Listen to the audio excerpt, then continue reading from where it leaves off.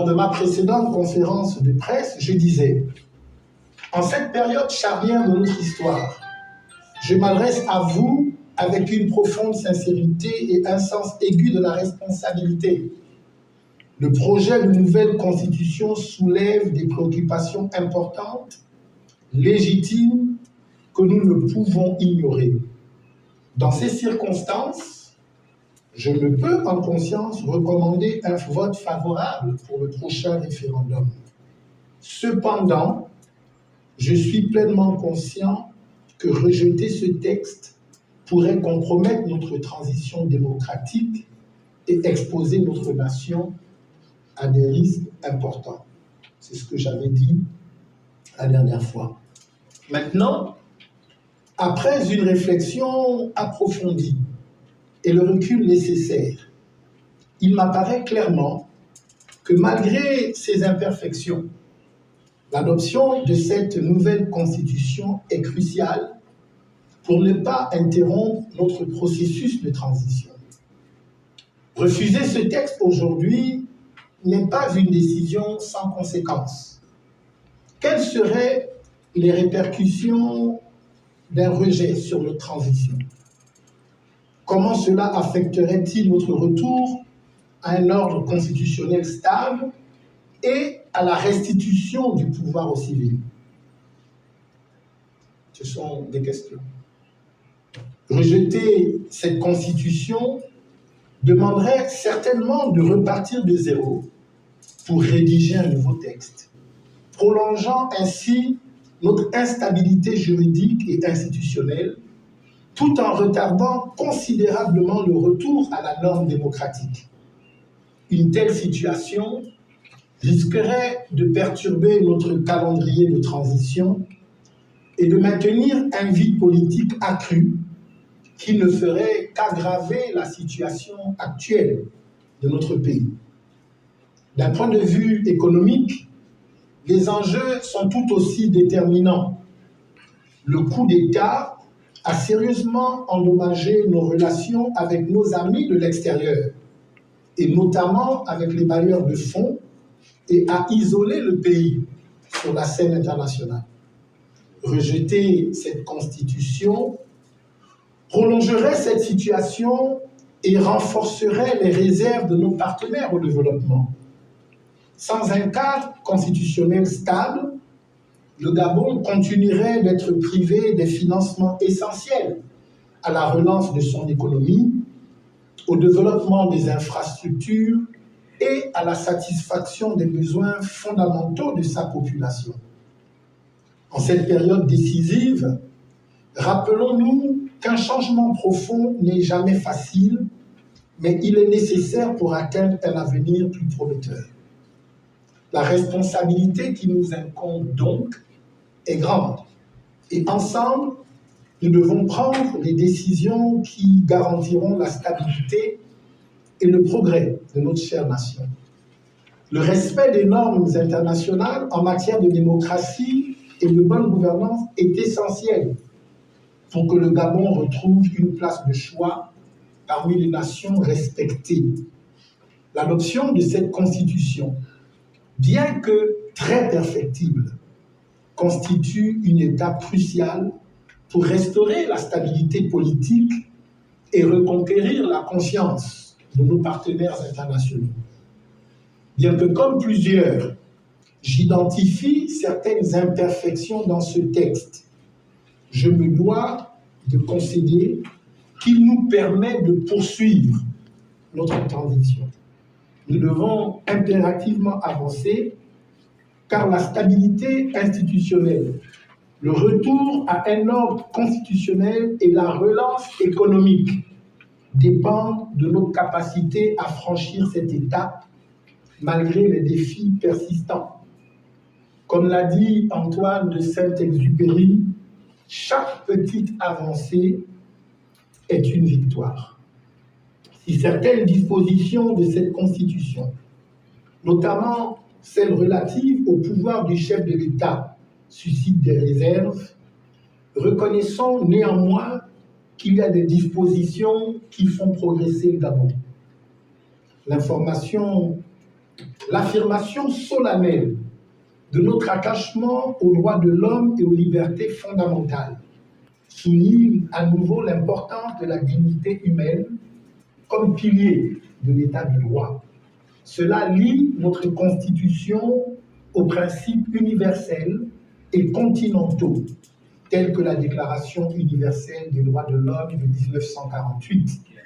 La chaque Gabonais et Gabonaise de réfléchir profondément, de se lever et surtout de prendre ses responsabilités.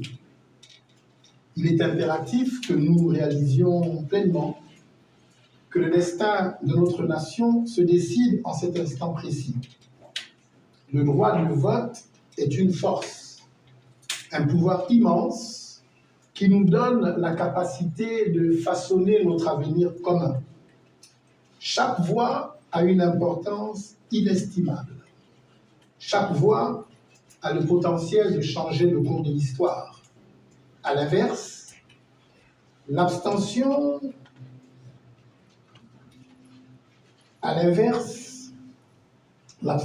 est une forme de renoncement, un abandon de notre pouvoir en tant que citoyen. Ne laissons pas le futur de notre pays être dicté par quelques-uns, alors que chacun de nous possède une voix qui mérite d'être entendue. En disant cela, je lance un appel à tous d'aller voter ce 16 novembre, d'aller exprimer son choix par rapport à cette nouvelle constitution qui nous est proposée.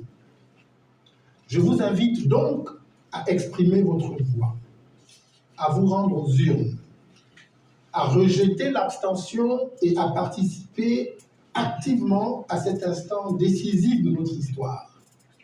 Le changement commence par notre engagement conscient à faire vivre la démocratie, à affirmer notre volonté collective de construire un avenir meilleur et plus juste pour notre pays. Comme l'a dit Nelson Mandela, que j'aime bien, cela semble toujours impossible jusqu'à ce qu'on le fasse. Transformons l'impossible en réalité par notre participation active.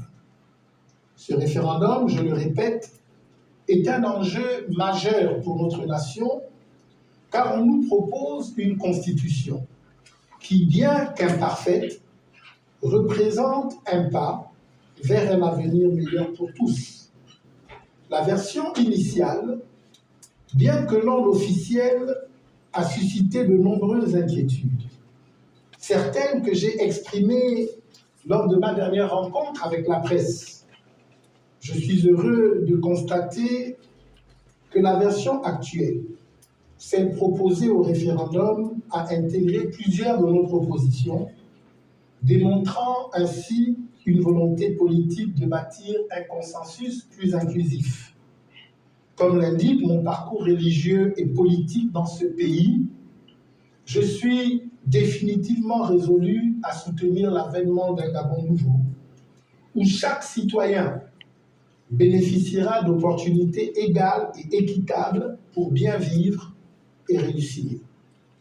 Ainsi, ce moment de transition que nous avons entamé il y a un peu plus d'un an est porté par notre choix collectif audacieux de faire confiance aux forces militaires pour sortir notre nation de l'impasse et la diriger vers une réconciliation nationale et un renouveau démocratique plus que nécessaire. Ce choix, bien que courageux, s'inscrivait dans l'urgence d'un changement indispensable. Cependant, un point majeur doit nous interpeller au sein de ce projet constitutionnel. Il s'agit de l'équilibre et de la séparation des pouvoirs. Le texte actuel renforce les pouvoirs du président de la République à un degré qui pourrait les soustraire à tout contrôle et par là même à toute responsabilité. Une démocratie authentique repose sur l'équilibre des pouvoirs exécutifs, législatif et judiciaire, qui doivent nécessairement se réguler mutuellement pour éviter toute dérive autoritaire.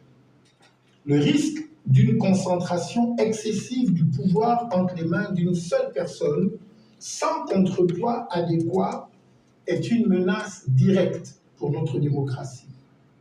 Comme le disait si justement Lord Acton, le pouvoir tend à corrompre, et le pouvoir absolu corrompt absolument. Il est donc vital de prendre conscience que pour protéger nos libertés et notre justice, nous devons veiller à ce que l'équilibre institutionnel soit préservé et renforcé. Je le dis pour être entendu, cette disposition devra évoluer. Je demande à être compris sur ce point, car il est à la fois naturel et bénéfique de s'interroger sur un texte constitutionnel